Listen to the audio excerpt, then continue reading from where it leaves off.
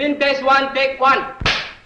Action. Assalamualaikum warahmatullahi wabarakatuh. Apa khabar semua? Okey, hari ini tajuk yang saya nak bawa ni agak berat sikit lah, berkenaan tentang situasi yang berlaku dalam negara kita. Dan tuan-tuan tahu tak, sebenarnya bulan 8 ni ada satu peristiwa yang cukup besar yang mungkin kita tak perasan selain daripada tarikh kemerdekaan negara. Apa dia tuan-tuan? Penamatan ordinan darurat yang telah diperkenankan Yang di-Pertuan Agong pada sekitar awal tahun 2021. Okey?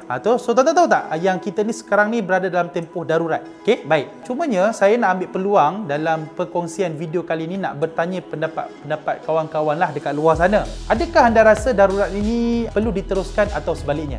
Okey, ini hanya sekadar lontaran dan juga pandangan yang saya nak tahulah daripada tuan-tuan. Sebab mengikut pandangan saya, darurat yang telah diperkenankan oleh Yang di-Pertuan Agong sekitar awal tahun 2021 ni adalah satu keputusan dan juga satu wisdom yang cukup kuat daripada Yang di-Pertuan Agong untuk memastikan kita ni berada dalam keadaan yang terkawal. Betul, kita nampak sekarang ni jumlah jangkitan kita agak besar, namun saya menjangkakanlah kalaulah, ini pandangan saya dan mungkin tuan-tuan boleh bersetuju ataupun tidaklah. Kalaulah ordinan darurat tidak dibuat pada sekitar awal tahun ini, apa kemungkinan yang akan berlaku kalau ianya tidak dibuat? Okey, so kat sinilah saya nak memberi penghargaan yang cukup tinggi sebagai rakyat biasa terhadap keputusan dan juga kebijaksanaan Yang di-Pertuan Agong dalam memastikan ordinan ini dapat dilaksanakan. Yang pertama, definitely dengan adanya ordinan darurat ini, kerajaan dan juga seluruh jentera kerajaan, kaki tangan awam mampu menggunakan semaksimumnya fasiliti dan kemudahan yang ada dalam negara untuk memberi fokus terhadap perlawanan kita antara kita dan juga COVID-19.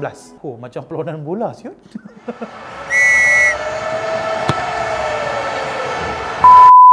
Okey.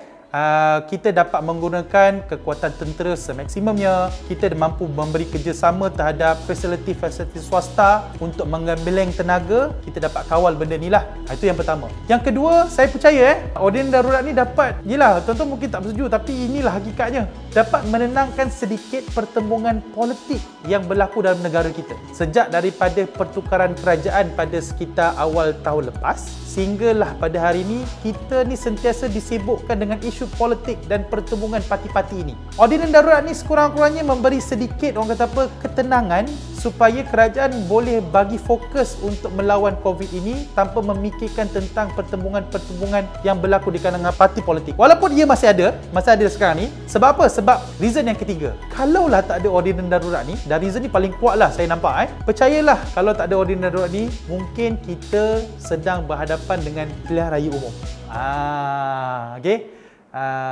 Sebab yelah, dalam keadaan sekarang ini kita tengok masing-masing tidak mempunyai majoriti, masing-masing sedang cuba membuktikan parti mereka adalah parti yang terbaik untuk mengawal kerajaan, memberi terbaik pada rakyat. Saya nampak itu yang sedang berlaku lah. Tapi dengan adanya ordinan darurat ni, sekurang-kurangnya dapat mengendurkan sedikit tentang situasi ini. Sebab kalaulah pilihan raya berlaku dalam sekitar tahun ini, to be specific, sekitar dalam tempoh awal-awal tahun ni, percayalah kita akan ada masalah yang sangat besar berkenaan tentang jangkitan COVID-19 ini tuan-tuan. Dan yang keempat, saya nampak ordinan darurat ini mampu membantu kita untuk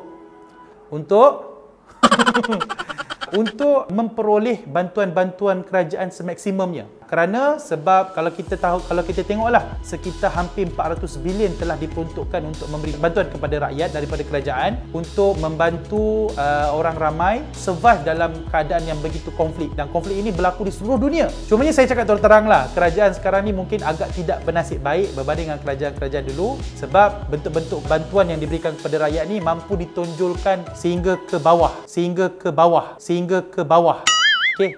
ke rakyat di bawah. Cuma kali ni kerajaan mungkin tidak mampu buat begitu sebab nak menjaga SOP, nak menjaga kadar jangkitan, dan bantuan-bantuan ini diberi terus secara maya. So jadi sekurang-kurangnya kita tahulah bahawasanya bantuan kerajaan ni sebenarnya memang ada dan cukup besar, yang terbesar yang telah diperuntukkan dalam sejarah negara. So apa kata anda? Adakah darurat ini patut diteruskan atau sebaliknya lah? Jom kita kongsikan dekat komen dekat bawah, dan mungkin kalaulah ianya dapat perhatian oleh orang ramai, mungkin pihak-pihak berwajib boleh mempertimbangkan tentang keputusan ini. Sekian saja daripada saya. Assalamualaikum warahmatullahi wabarakatuh. Apa khabar?